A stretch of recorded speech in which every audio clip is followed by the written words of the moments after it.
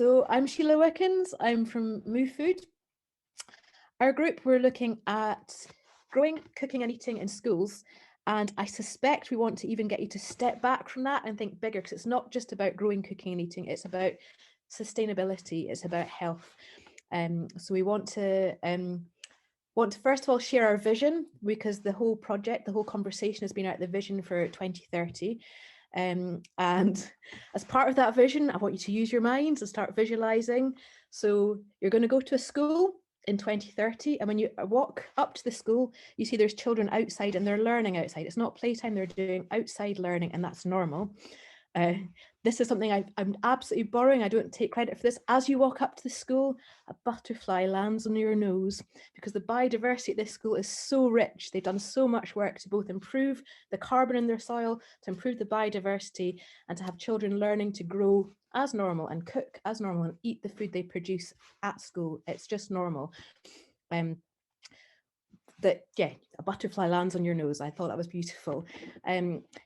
This is the one school you visit, but as part of this vision, this is something that happens from nursery through all of primary and also secondary school. Obviously, it gets more complicated in secondary school where there's lots of subjects, but we see there's opportunities, there's lots of cross-curricular learning, and we want to emphasize those opportunities and make it easy and make it accessible to see how this sort of project, the outdoor learning, helps deliver on the curriculum. It's not something extra, it's something that can be totally fundamentally part of.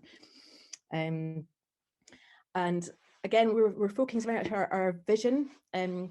We also felt that it maybe wasn't enough to look at nursery, primary and secondary, but to also look at tertiary education and make sure that there's opportunities to keep that learning going there. And again, we want to be very clear, it's not just about growing, but it's about growing sustainably. It's not the sort of maybe the standard practices. We want to be bringing out how to care for the soil, how to make sure you're locking carbon in, and how to care for biodiversity, because these are such huge issues. So I don't think it's right just to be saying we're growing. We want to be saying how we're growing and growing in the right way. And that needs to be part of it. Part of what we were discussing was we learned so much. There's been previous projects before us that have done fabulous things, and they've come and they've gone, and it's a little bit heartbreaking. But we're coming into this without our broken hearts. We're being optimistic. We're buzzing, in fact. We very specifically decided we were buzzing, and I think we hopefully are. But we want to make sure that we're speaking to all the right people who are out there who've been working on this before and are continuing to work on this. And we want to be really clear about the co-benefits. So we know that if you're doing outdoor learning, that's brilliant for mental health and well-being, and it's going to be really crucial going back, sort of recovering from COVID. Helping work on that's going to be such a priority. And I think it's also going to be a tool for the teachers going back learning to maybe help keep with the distancing in place, because when I think the return that's going to come is going to be a phased return, and outdoor learning just allows for safe teaching. The distancing is there, you're not restricted by your classroom. So I think there's opportunities for now, for immediately. So forget our 10 years time vision with butterflies, but now there's things that can happen. But we just want to be clear that we know who our partners are, and I think our next steps are to identify them and to go out and work more closely with them, perhaps hear a bit more about where things were and what happened previously, but also looking ahead to how to change that. We did have that we wanted to have part of our vision being that all schools are growing schools. So we know there's some brilliant case studies out there, and we still want to celebrate those and support those, but we want to get to a point where it's not just a few ones that are brilliant, great examples. We want to see all schools having these opportunities. And we have discussed lots of next steps. I'm not going to go into them in detail. It's very nitty gritty about how we share resources and how we support schools, and how there's lots of next steps. I think we want to really focus on sharing what we think our co-benefits are, whether it's the mental health and well-being, whether it's the climate crisis and supporting biodiversity. I think there's also working more closely with the community, something that came up again and again, and there's so many keen growers out there. We want to bring those people and work more closely with the school, and the benefits of just working with other people of a range of ages, a range of knowledge is just lovely, and we want to bring that in.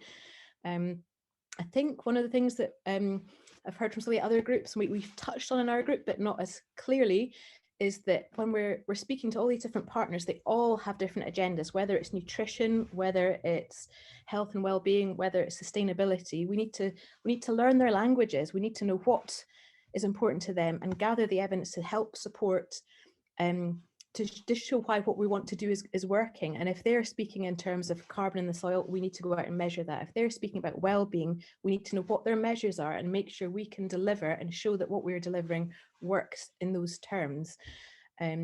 So it's maybe not the exciting bit, but I think the evidence is really important, and just being able to work with people and understand their terminology. And at the moment, I don't think we're quite there. We're still needing to bring in new partners, and that's going to be a bit of learning about what are their drivers, how do they measure it, how can we make sure we show that.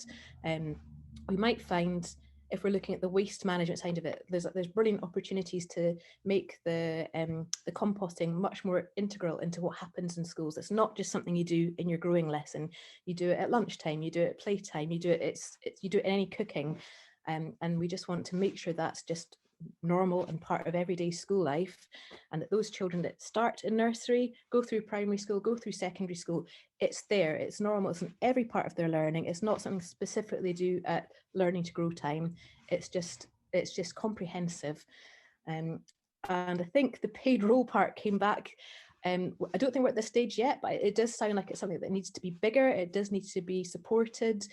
And I think part of the next steps for our project, as well as identifying new partners to bring in and to help make sure we're looking at the project in the right terminology and looking at the right measures to work with them. We need to look at how it gets bigger, how it goes forward, and that does sound like that's going to be more roles. There's room also for people volunteering, but I think we also just need to look at how it goes on beyond. So we did get lots of nitty gritty. I'm not going to mention the nitty gritty in this, but the vision is it's from primary right through to tertiary education, and it covers everything. It covers growing, cooking, eating, the waste processes, the works, and we'll have happy, healthy children turning into adults, going out into our communities.